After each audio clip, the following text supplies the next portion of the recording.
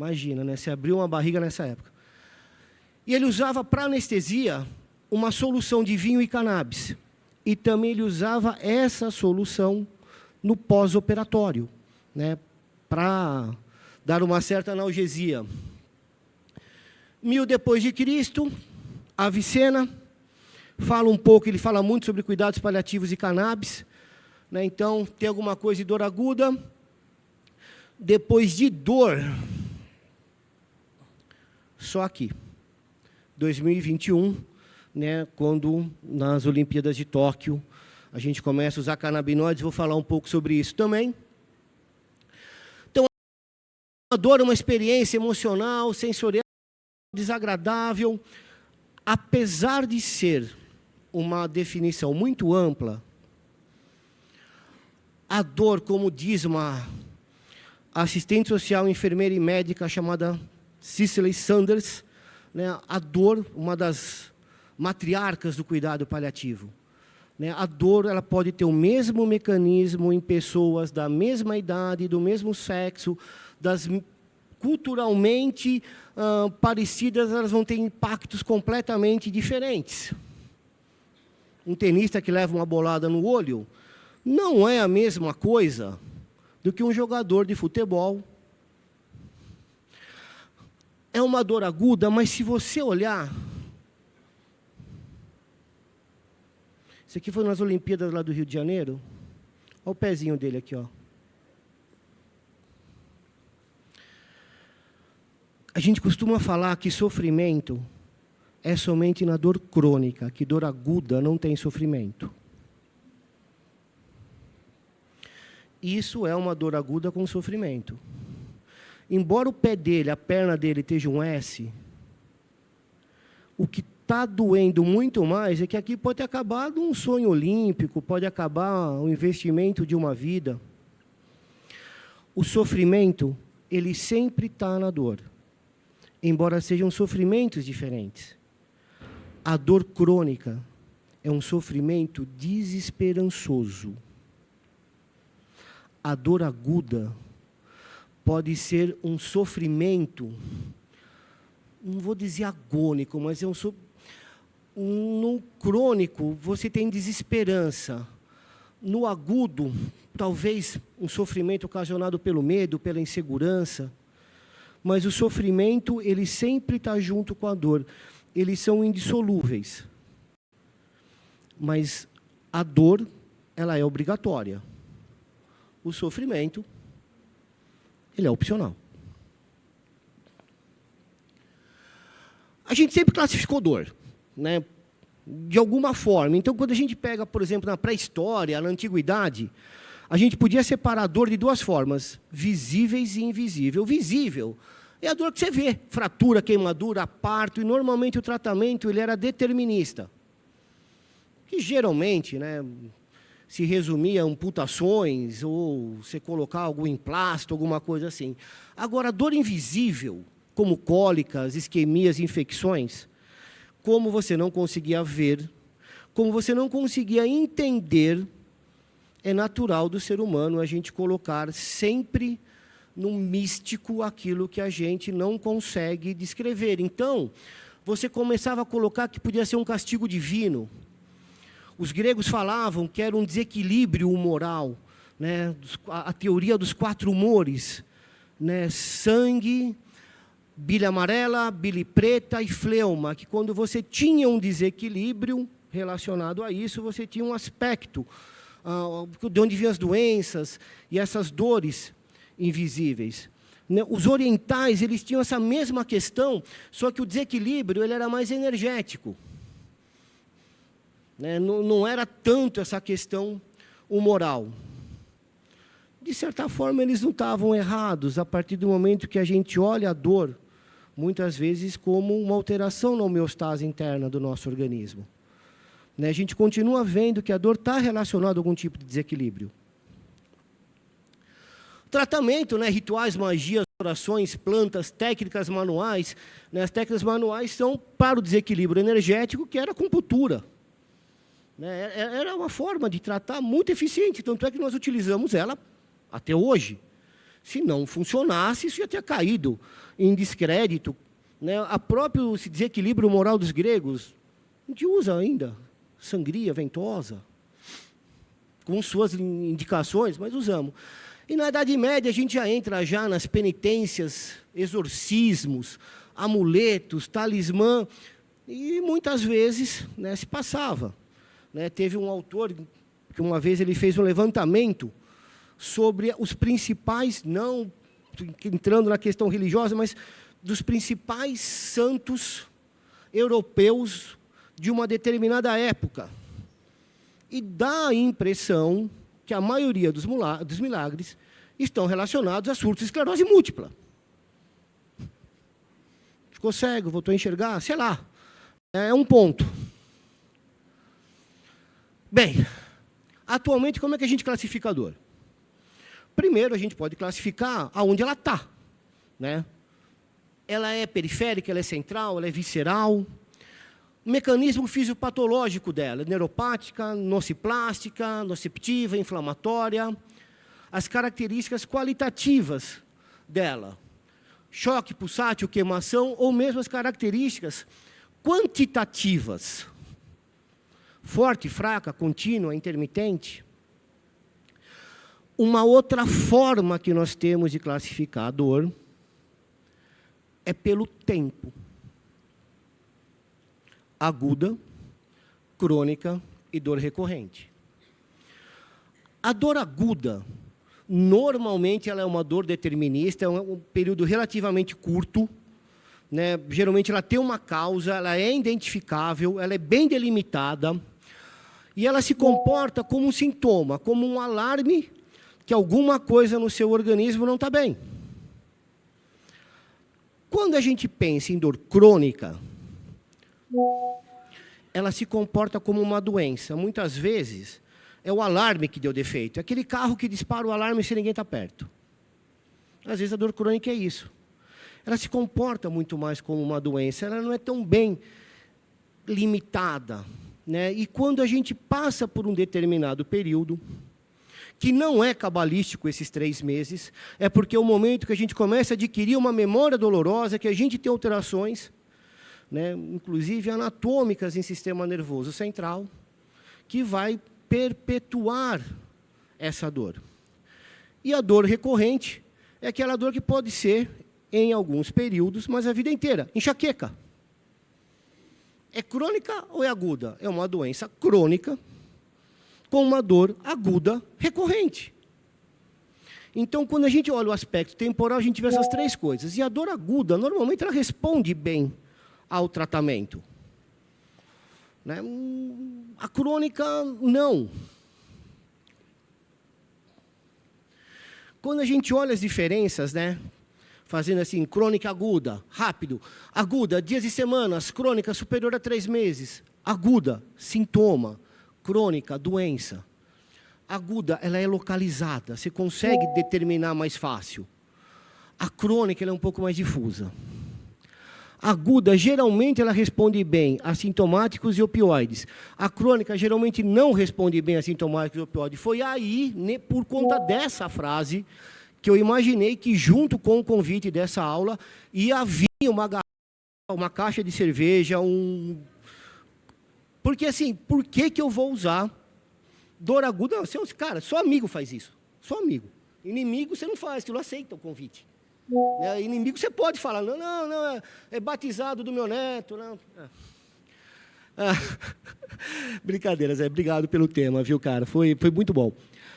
Aguda, geralmente ela não envolve o sistema límbico, embora é aquela questão do sofrimento desesperado, né? Igual daquele menino que a gente viu. Talvez o sofrimento da dor aguda ele seja muito mais amígdala do que a gente pensar em símbolo anterior, tá?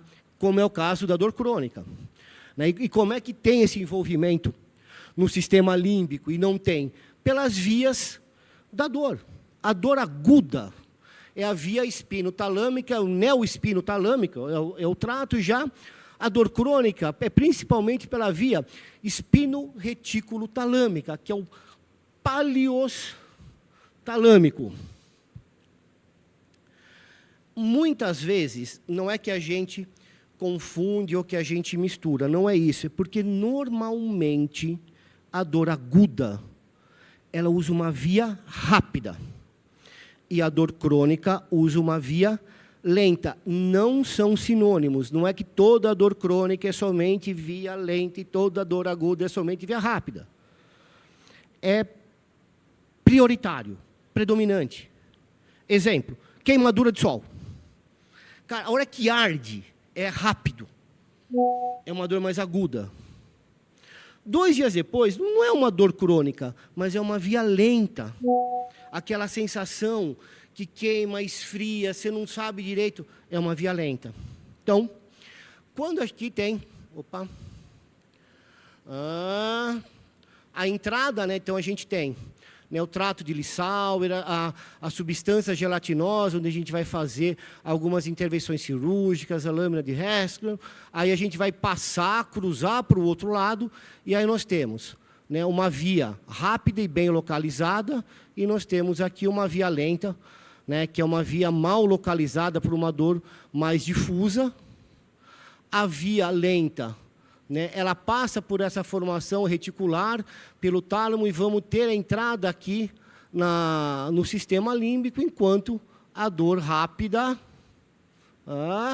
você não passa, né, você tem uma projeção, né, pelo tálamo, que ele vai ser mediado e não vai, né, para o sistema límbico.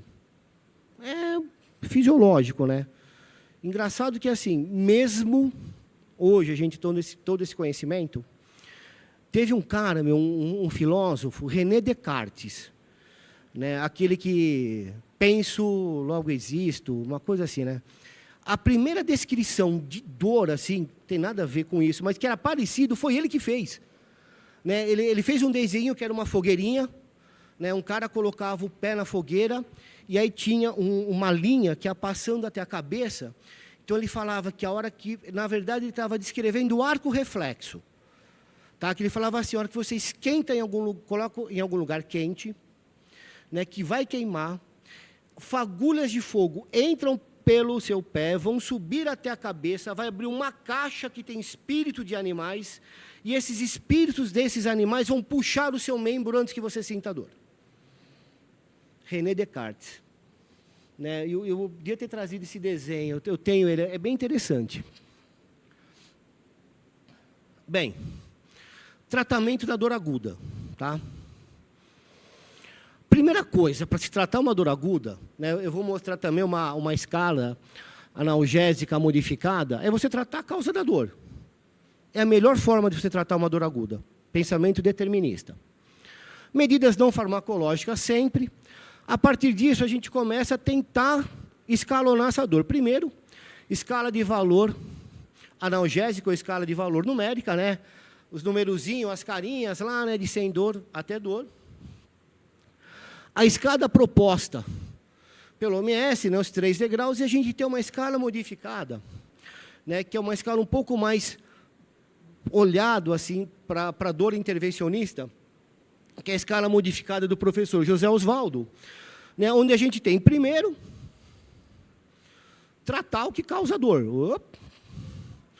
Depois a gente vai, analgésicos não opioides, opioides fracos, fortes, bloqueios, aqui não dá para ler, mas são cirurgias não ablativas, e aqui em cima cirurgias ablativas. Né, seria uma escala modificada pensando no tratamento de dor. Dor crônica ou dor aguda? Para as duas. Né, os procedimentos intervencionistas, muitas vezes, eles são usados em pacientes que estão na emergência. Né, infelizmente, né, hoje a gente tem uma dificuldade muito grande de fazer isso por conta das operadoras, por conta do custo do material, por conta de hiperindicações em determinados procedimentos. A gente geralmente só consegue fazer algum tipo de procedimento, né, muito bem justificado, então dificultou um pouco esses procedimentos para dor, porque dor é testemunho, não existe um dolorímetro. Né, como é que você mede a dor de uma pessoa? Né, uma mãe italiana ou judia na frente dos filhos. A percepção de dor dela é igual de um senhor japonês na frente do neto? Não. A diferença da mãe judia e da mãe italiana é que a mãe italiana fala para o filho, se você não fizer isso, eu te mato. E a mãe judia, se você não fizer isso, eu me mato. Mas as duas, você coloca o sofrimento muito envolvido. Né? Questões religiosas. Né? Pessoas de matriz mais espiritualistas, né? Budistas, kardecistas, ubandistas, principalmente aquelas que acreditam em reencarnação, elas têm uma resiliência maior do que a dor. A dor tem um motivo, a dor é um aprendizado, é um resgate, é uma lapidação. Quando a gente olha pessoas que não acreditam em reencarnação, islâmicos, judeus, católicos, protestantes, só tem uma vida, eu vou ter essa vida com dor? É uma penitência, é uma praga, é uma maldição. A resiliência é menor. Ela busca mais coisas, porque ela não vê um significado para a dor como o espiritualista vê. Olha como a dor é complexo, como a gente precisa acreditar na dor do paciente e encaixar tudo isso, toda essa subjetividade, num tratamento objetivo. Bem, quando a gente fala, né, do uso dos canabinoides para dor crônica, tem muita indicação. Principalmente por essa questão da multifuncionalidade holística que tem a cannabis. Quando a gente está usando CBD na dor, não estamos usando somente por conta daquele único trabalho que tem na Suécia, em Uppsala, que fala do efeito anti-inflamatório por inibição de COX do CBD. A gente usa também pela conexão do receptor 5-HT1A, que é ansiolítico, para ver se a gente melhora um pouco essa questão do sofrimento do paciente. Quando a gente usa THC, né, a gente tem ressonância funcional hoje que mostra que você tem uma dissociação da dor em sistema límbico. Né, você faz uma dissociação de dor e sofrimento com THC. E na dor aguda? Então a gente começa assim, qual dor aguda? Né? É uma dor assim? Imagine, Aletheia, chegando no seu consultório um paciente desse, olha só. Se eu estou ali, vendo um caso desse, eu vou sair correndo? Corre, corre, corre, pega um frasco de CBD. Nunca. Mas nunca. Entendeu? Eu vou pensar o quê? Vou pensar em morfina, vou pensar em metadona, vou pensar em qualquer coisa de preferência injetável, de ação rápida. E uma dor assim? A primeira coisa que eu faço é pedir para chamar um médico. Ou desculpe, um ortopedista. Brincadeira, só não podia perder essa. E uma dor assim, no meio de uma partida de futebol? Momentos diferentes, mecanismos diferentes, as três são dores agudas, e as três eu vou dar tratamentos completamente diferentes, porque são dores diferentes. Momentos diferentes. Então, vamos pensar onde eu posso usar canabinoides na dor aguda. A principal referência que nós temos, esclerose múltipla, né? A doença neurológica progressiva incapacitante mais comum em adultos jovens e a causa de invalidez não traumática em adultos jovens. É uma das dores mais covardes que tem, porque ela pega pessoas de 20 a 40 anos, normalmente mulheres, tem mais de 2,5 milhões de pessoas no mundo com esclerose. É uma doença covarde. As outras doenças neurodegenerativas, Parkinson, Alzheimer, os pacientes normalmente estão acima da 6ª década de vida. Meu tempo de tratamento não é tão longo. A esclerose, ela é covarde. Sintomas. Bem, uma doença desmielinizante, que acomete o sistema nervoso central. Que parte do sistema nervoso central? Qualquer. Normalmente, a gente tem, os primeiros sintomas são visuais ou motores, porque são as áreas maiores. Mas pode ser qualquer sintoma. Mas a gente tem um grupo que é um pouco mais... chama mais atenção. Né? Onde a gente tem a dor, a espasticidade, a ataxia e a incontinência. Esses são os mais limitantes e incapacitantes.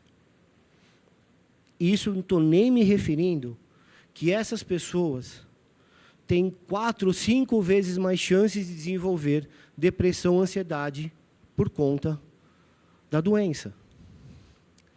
E como que eu vou tratar isso daí? Imunomoduladores, imunossupressores, glicocorticoides, plasmasferes, imunoglobulina. Só que assim, é um tratamento longo e ao longo desse tratamento eu vou apresentar resistências ou efeitos colaterais. E detalhe, é paliativo, porque não tem cura. Eu não vou conseguir fugir disso. Só que isso daqui pode ser que eu tenha que usar por 50 anos, se Deus quiser, ou 60. Imagine 60 anos de tratamento de uma doença neurodegenerativa. Graças a Deus tem tratamento, né? E aí a gente tem o primeiro remédio à base de canabinoides medicinais comercializados em farmácia no mundo, justamente para o tratamento de dor e espasticidade. E aí entra o conceito da dor recorrente. Eu posso usar ele de duas formas, preventivo e sintomático, né? Então, a classe farmacêutica dele, os nabixolol, porque foi o que eles conseguiram fazer na época, né? Não é cannabis, não é maconha, é nabixolol. O nome comercial no mundo é o Sativex, no Brasil é o Mevatil. Ele tem, assim, 0,1% a mais de THC do que CBD, mas ele é praticamente 1 para 1. E ele é em veículo alcoólico, né? É um spray bucal que você usa ele. Né? Ele foi lançado no Canadá em 2005. Espanha, eu acho que Reino Unido em 2010. No Brasil ele começa em 2017. E ele está mais em 28 países. Né? E a indicação é para você tratar a espasticidade, a dor da esclerose múltipla e tanto a dor, prevenção da dor, como também no momento da dor. Por ele ser um spray, ele tem um mecanismo de ação relativamente rápido. Na hora que vem o espasmo, você está usando spray para evitar. Mas caso aconteça de ter, você pode utilizar ele para o tratamento dessa dor aguda. Pensando numa doença que pode aí ter 50, 60 anos de tratamento, não podemos nos dar ao luxo de abrir mão de nenhuma ferramenta terapêutica que a gente possa usar ao longo desse período. Dor neuropática. Né? A gente vê muita referência sobre o uso de canabinoides medicinais na dor neuropática. Isso não quer dizer que eu vou encontrar na literatura artigo duplo cego, placebo, randomizado, duplo cego cruzado, para que eu possa falar para vocês que é uma orientação o uso de canabinoides na dor por herpes zoster. Não, não tem. Mas, pensando no mecanismo dos canabinoides, pensando no mecanismo da herpes zoster, faz sentido. Causada pelo vírus da varicela, que é a catapora, geralmente relacionada a uma queda de imunidade. Tratamento antivirais, né, oral e tópico, analgésico, antidepressivos. Antineuríticos é o nome que a gente dá para os gabapentinoides, né, porque não é todo antiepilético que funciona para o tratamento desse tipo de dor. Então, a gente coloca antineurítico, pensando principalmente em pregabalina e gabapentina.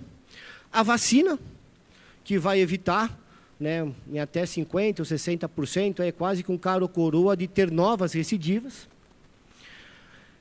E canabinoides, Dr. José Wilson, você acha que dá para usar, num caso de uma dor neuropática por herpes zoster? Dá. Pelo menos faz sentido. Mas eu não tenho isso na literatura para falar, para apresentar um trabalho para vocês, falar assim, olha, foi sensacional. Não tem. Não tem. Cada vez que eu procurei, vamos fazer, podemos fazer. Porque cada vez que eu procurava alguma coisa assim que eu não achava, eu lembrava da mãe do Zé. Lembrava dela. Falava assim... e por que eu usaria os canabinoides para dor neuropática? Bem, CBD, anti-inflamatório e ansiolítico. Já me ajuda aí. THC, analgésico, faz essa dissociação de dor e sofrimento. atenção a efeitos adversos, o CBG. Por isso que é importante não só a gente saber a ação de cada canabinoide, mas lembrar aonde esses receptores estão. Se eu tenho em sistema nervoso periférico uma quantidade de CB2 maior do que CB1, faz sentido eu usar para patologias do sistema nervoso periférico canabinoides que têm essa conexão com CB2, CBG. THC também tem? Também tem. Só que THC a gente tem os efeitos colaterais do THC no aumento de dose. O CBG ele não é psicoativo.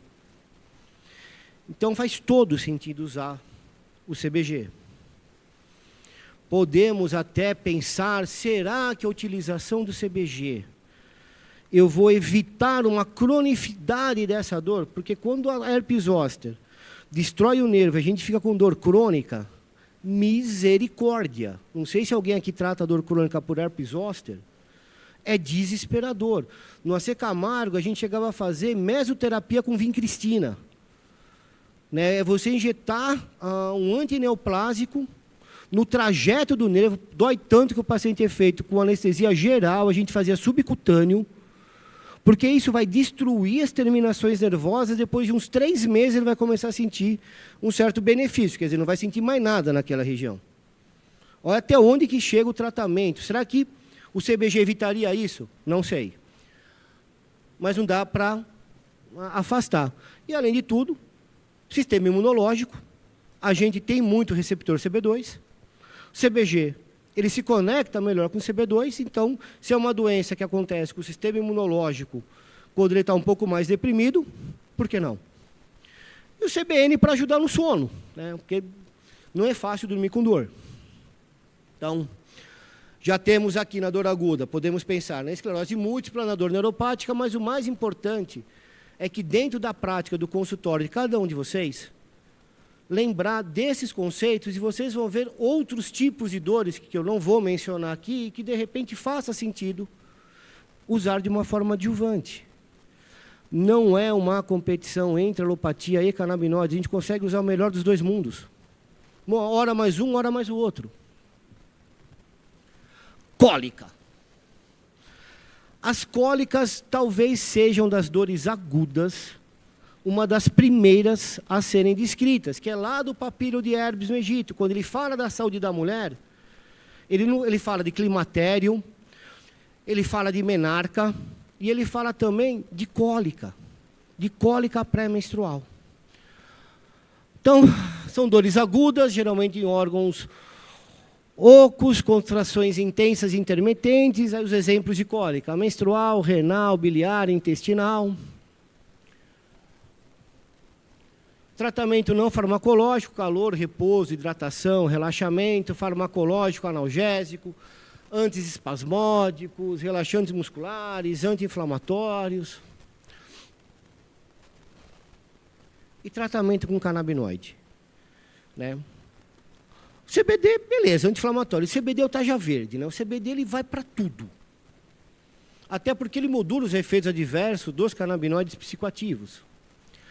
Agora, o THC, ele tem um efeito antiespasmódico. E esse efeito antiespasmódico, né, ele não acontece por acaso. Né, a gente tem primeiro uma inibição do glutamato, a mesma inibição que acontece em sistema nervoso central, quando a gente vai falar de redução de inflamação em sistema nervoso central. THC, CB1 e CB2. Dr. José Wilson já falou das micróglias, né, da inflamação do sistema nervoso central. Então, essa inibição do glutamato diminui a excitação de células musculares. Ativação de canais de potássio, aumentando a saída do potássio, deixam essas células menos excitáveis.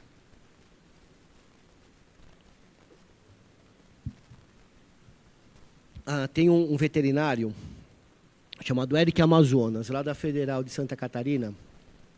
Cara, sensacional, sensacional. Ele foi o primeiro profissional da área de saúde a ter colocado numa faculdade no Brasil uma disciplina de endocannabinologia. E ele participa de um estudo feito, acho que na Itália, sobre a utilização de THC em equinos com cólica. Né? Parece que é uma coisa que mata muito cavalo, é a cólica. Né? Então, né? E os mamíferos grandes, né? Vai pensar assim, pô, vai ter que dar quanto de THC para um cavalo? O cavalo pesa 600 quilos, vai ter que dar de litros. Né? O sistema do canabinoide deles é tão mais eficiente que eles precisam de doses muito menores em relação a canabinoide quilo. Né? São doses um pouco maiores que as doses de humano. Então, tem um fundamento da gente usar o THC para tratamento de cólica junto com o CBD. Dor relacionada à atividade física. DONS. Uma coisa que você nada de braçada sobre isso daí. Né? A dor muscular de aparecimento tardio não é só dor e rigidez, que são os sintomas, mas vamos colocar nesse caso como os dois mais prevalentes. Então, você tem uma lesão, uma disfunção relacionada ao exercício físico intenso ou a um novo treinamento.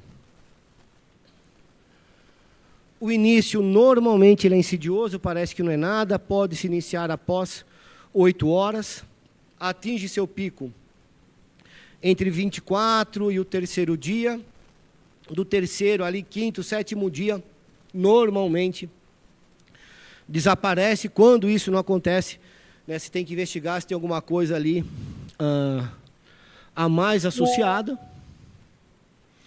O mecanismo, né, ele ainda, se eu estiver falando besteira, você me corrige, não é ainda muito bem esclarecido em sua totalidade. A gente sabe que tem microlesões musculares e inflamação, né, esses microtraumas, né, no tecido conjuntivo circulante levam a uma resposta inflamatória, liberação de citocinas pró-inflamatórias, que é bom até a página 20.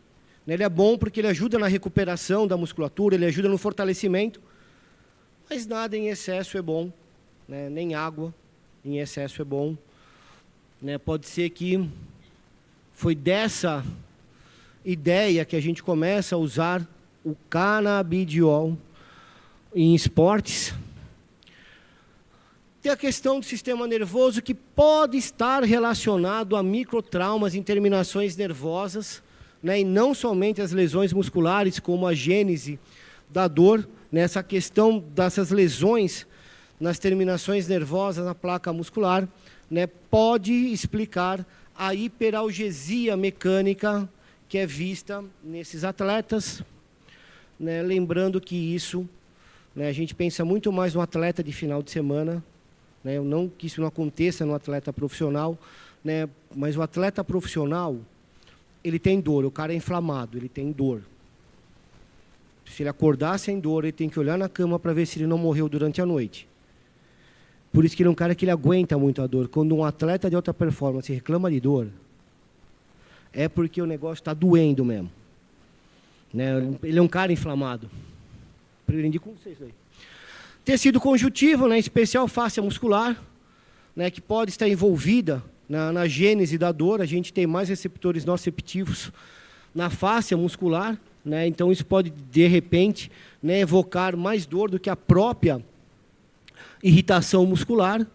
E a questão dos danos mitocondriais, né, alterações na morfologia da mitocôndria, uma disfunção metabólica que vai propiciar acúmulos, né, inflamatórios e estresse oxidativo.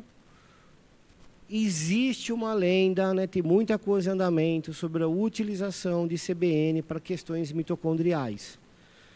Né, isso é uma promessa. Se realmente isso um dia se confirmar, o papel do CBN em doenças neurodegenerativas vai mudar completamente. Né, mas isso ainda não dá nem para... Então, no início, que está muito ainda in vitro, ainda, não foi nem para animal. Tratamento não medicamentoso, repouso, alongamento leve, massagem funciona muito bem. Né, crioterapia, a estimulação elétrica transcraniana e periférica é uma ferramenta terapêutica, funciona, mas eu acho que ele é muito longe assim, da realidade, né, de um atleta, por exemplo, de final de semana, mas existe essa recomendação. E o tratamento medicamentoso, analgésicos anti-inflamatórios não hormonais, analgésicos opioides ou não opioides, e relaxantes muscular.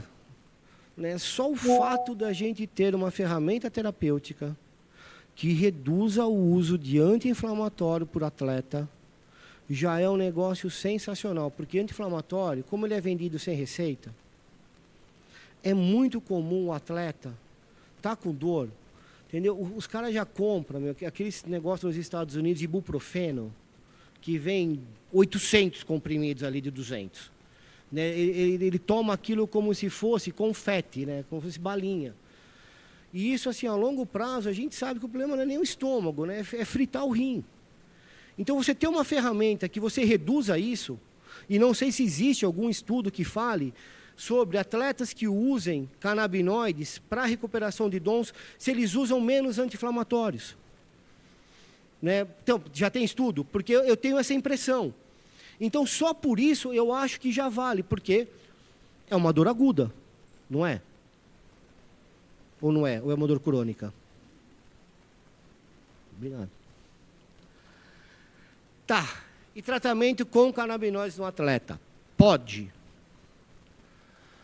Nas Olimpíadas de Tóquio, elas foram chamadas de Tóquio Hemp. Né? Foi a primeira Olimpíada onde o uso de canabinoides foi autorizado pela WADA. Aqui, ó. Antidoping, lista proibida, categoria S8, canabinoides. Todos os canabinoides naturais ou sintéticos são proibidos. Cannabis, haxixe, maconha, THC natural ou sintético, canabinoides sintéticos, tudo é proibido, exceto canabidiol. CBD é o único que pode. Então, o CBD, você pode usar para qualquer atleta que tenha indicação. Ele não serve para tudo, mas ele pode servir para todos. Né? Nas Olimpíadas, por exemplo, né, foi uma Olimpíada completamente atípica. Era para ser em 2020 e foi em 2021. Né, você treinou a vida inteira, ouviu história das confraternizações dentro da Vila Olímpica, todo mundo de porta trancada. Estádio vazio, estava no meio de uma pandemia. Então, talvez por isso, a impressão dos atletas que preencheram determinado questionário lá foi que o CBD ajudou muito mais nas questões de ansiedade das provas do que propriamente na recuperação muscular. Né? Porque o que nós queremos do atleta, principalmente em competições olímpicas, é ver o seu melhor. E, às vezes, as provas elas são sequenciais, e o cara chega no final, entendeu? Todo arrebentado.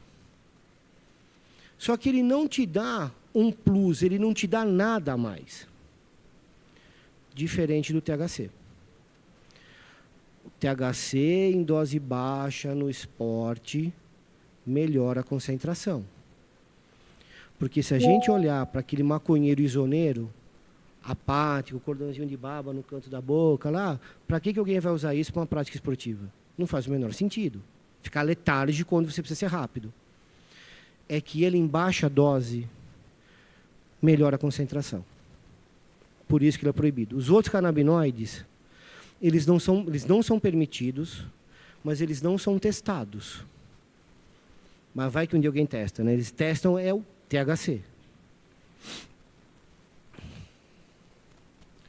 Então, o canabidiol pode ser usado por qualquer atleta em qualquer modalidade, efeitos anti-inflamatórios e analgésicos, recuperação de lesões musculares pela ação anti-inflamatória e antioxidante. O THC, tirando agora os atletas de alta performance, relaxante muscular, analgésico, tem os efeitos antinociceptivos. O efeito anti-inflamatório do CBG, nesse caso, ele é diferente da ação do CBD. O CBD, a ação anti-inflamatória, muitas vezes está relacionada a COX, enquanto a do CBG, ativação dos receptores vaniloides, TR, V1, e a associação dele receptor CB2, que propiciam a liberação de beta-endorfina. Já estourei meu tempo? Ainda não. Dor no pós-operatório.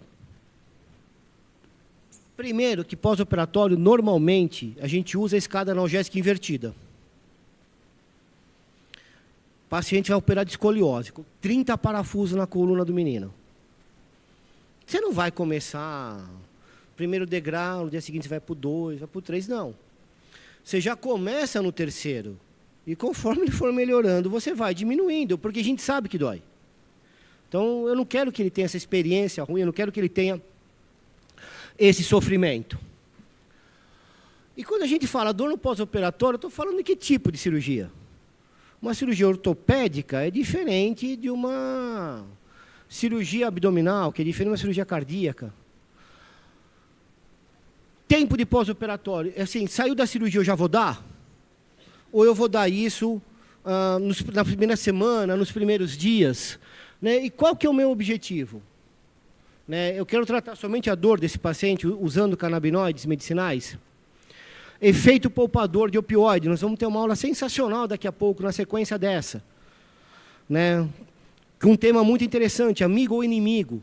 Né? Se a gente está falando aí de uma escala analgésica invertida, né, será que eu vou precisar, nessa hora, de mais THC para deixar ele com essa dissociação?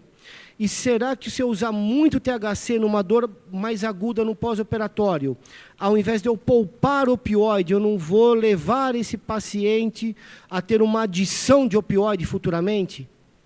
Porque ele já começou com um efeito maior do ponto de vista, pensando em alterações neurofuncionais? Não sei. Né? Então, assim, qual que seria o meu objetivo? Né? Um efeito anti-inflamatório em pacientes com restrições ao uso de analgésicos anti-inflamatórios hormonais ou que, por alguma razão, não possa tomar opioides? Aí talvez faça algum sentido. Né? Ou pensando nessa multifuncionalidade holística, dor, ansiedade, o paciente pode estar debilitado, pode estar emocionalmente comprometido, fez uma amputação, vai ter uma sequela da cirurgia, eu já quero tratar o emocional dele, mas nós estamos falando de dor.